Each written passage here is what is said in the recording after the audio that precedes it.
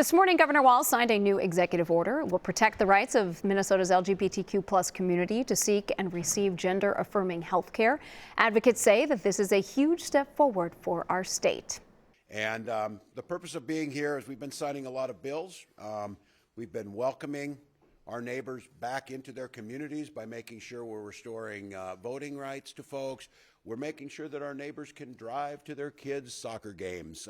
We're making moves as we talk about the state budget simultaneously, making sure that when we've talked about One Minnesota, we mean every single person to feel valued, loved, seen, heard, and respected in the state of Minnesota.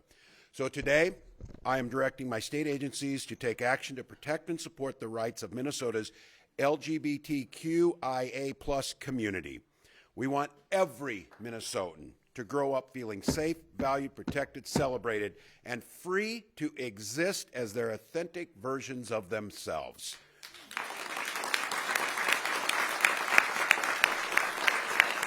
Protecting and supporting access to gender-affirming health care is essential to being a welcoming and supportive state to the community.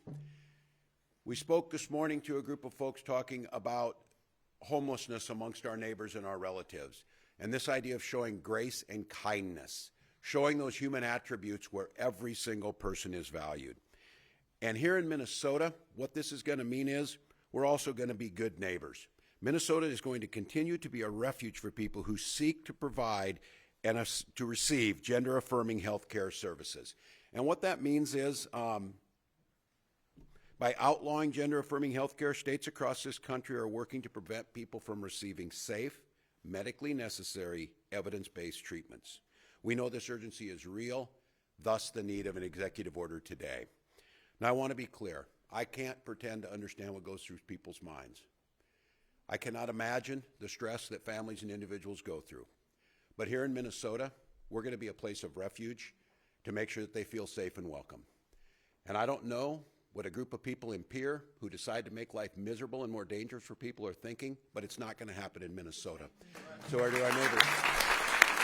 As governor, I'm committed to doing everything possible, and I've got my message to our families. All of the resources and the power invested in the office of governor and lieutenant governor of the state of Minnesota is there to make sure that your children and your families are protected, are respected, are able to make the choices so that you can live that very authentic life that is only truly yours. You have our commitment today, and this executive order we're signing will reaffirm state law, it will refocus state agencies on that, and it will make sure that Minnesota's place as a welcoming, loving, neighborly state where you are welcome and will be free of persecution or anything else that we're trying to see in some other states. In this state, those things don't hold anything. In this state, hate has no home. In this state, love and acceptance is what we preach, and we will live by that. You belong here. You are safe here.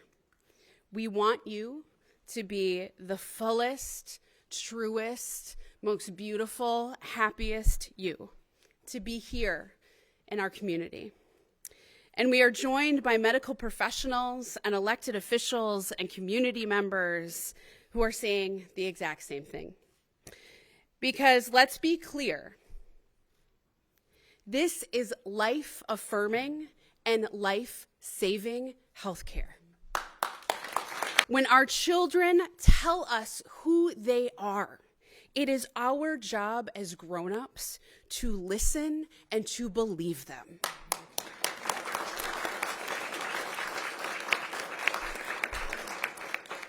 That's what it means to be a good parent. And when we talk about Minnesota being the best place in the country to raise a family, the best place in the country to be a child, this executive order and ultimately this legislation is part of that. When our friends and our neighbors tell us this care will help them to feel safer and happier and more themselves, it is our job to listen and it is our job to believe them. And when our medical professionals tell us that this care will improve and save lives of their patients, it is our job to listen to them and to believe them. In Minnesota, our trans, non-binary, two-spirit, gender-expansive relatives are seen and heard and valued and protected, and they are loved. and they are loved for who they are. That is what it means to be a good neighbor, and that is what it means to be in community with one another. And I would argue that that is what it means to be Minnesotan.